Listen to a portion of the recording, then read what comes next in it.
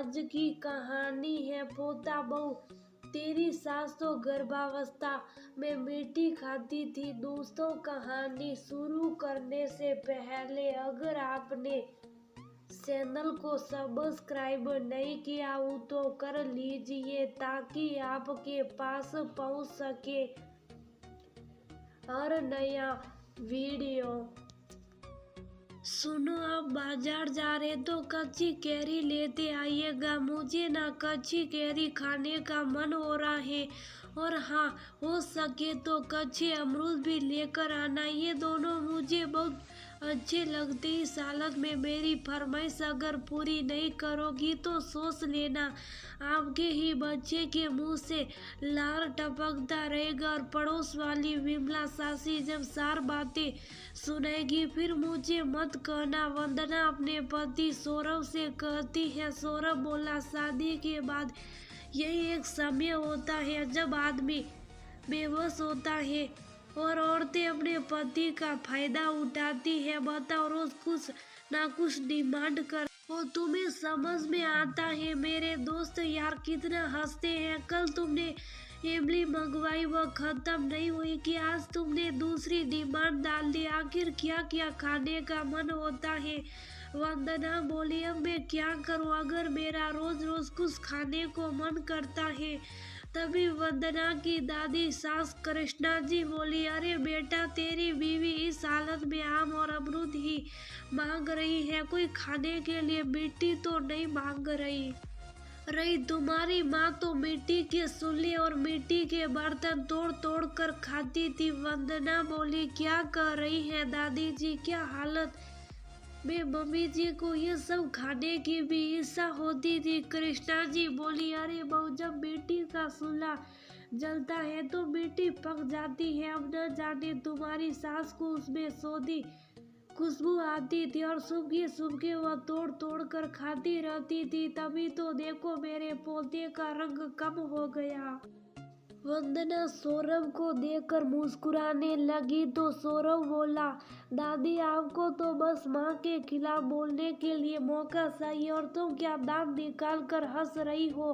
अपनी हालत देखी है, पूरे दिन मुंह चलाती रहती हो। इतना कहकर सौरभ चला गया। वंदना की सास बीना जी आई और बोली, बहू, तुम्हारी योगा वाली टीचर आ गई है, जाओ और अम्मा जी आप अपनी दवाई ले लीजिए। शाम में वंदना सौरभ का बड़ा बेसब्री से इंतजार कर रही थी। बार बार वह अंदर बाहर कर रही थी। बीना जी बोली, क्या बात है बहू, ऐसे तो मैं टहलने के लिए कहती हूँ तो कहती हो कमर में दर्द हो रहा, और आज ऐसे क्या है जो तुम बार बार अंदर बाहर कर रही हो, किसी का इंतजार कर रही हो। तभी उधर से सौरभ आया और बोला, माँ, ये मेरा नहीं, इसका इंतजार कर रही थी। जैसे उसने दोनों पैकेट वंदना को दिखाया, वंदना के मुंह से मानो लार टपकने लगी। बीनाजी बोली, बेटा, आजकल की लड़कियों का कुछ नहीं कहा जा सकता। बहू, अब यहाँ खड़ी क्यों हो, अंदर जाओ, बहुत देर से खड़ी हूँ, थोड़ी देर आराम कर लो। मौसम बदल रहा था, हल्की हल्की धूप में बैठना हर किसी को अच्छा लग रहा था। सुबह का नाश्ता करके वंदना धूप में बैठकर कच्चे अमरूद और कैरी खा रही थी। दूसरी तरफ बीना जी स्वेटर बुन रही थी। तभी विमला सासी आई। वंदना ने जड़ से सर पर घूंघट रखा और घूंघट की आड़ में खा रही थी।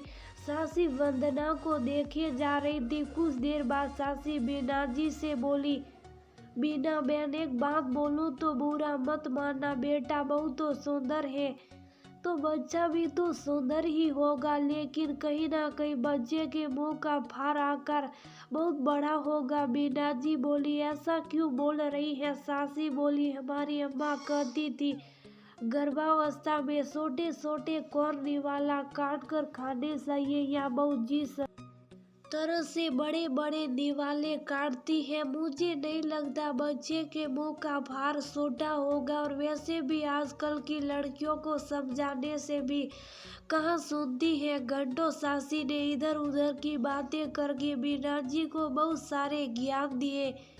वंदना बीच बीच में उठकर साइब पानी पूछी, उसके बाद अपने कमरे में जाकर लेट गई। कुछ देर बाद सासी की सभा भी खत्म हुई और वह अपने घर को गई। रात में जब सब खाना खा रहे थे तो वंदना खाने के साथ कैरी खा रही थी और उसी तरह बड़े बड़े निवाले ले रही थी। वीना जी ने वंदना का हाथ पकड़ा और बोली, बहू क्यों अपने बच्चे को मुंह खराब करना चाहती हो? वंदना बोली, क्या हुआ मम्मी जी, आपने मुझे खाने से क्यों रोका?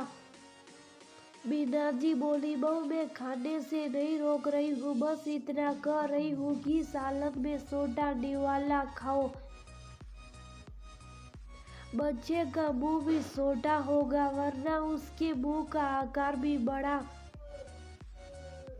हो जाएगा। वंदना मुस्कुराकर बोली, मम्मी जी ऐसा कुछ नहीं होता, इस हालत में पल पल में स्वाद बदलते हैं, पर खाने का तरीका तो मेरा वही पुराना है। मीना जी बोली, बहू मेरा काम था समझाना, मैंने तुम्हें समझा दिया। अम्मा जी जब तुम्हें समझाती थी तो इतने सवाल नहीं करती थी, क्यों अम्मा जी मैं क्या गलत कह रही हूँ?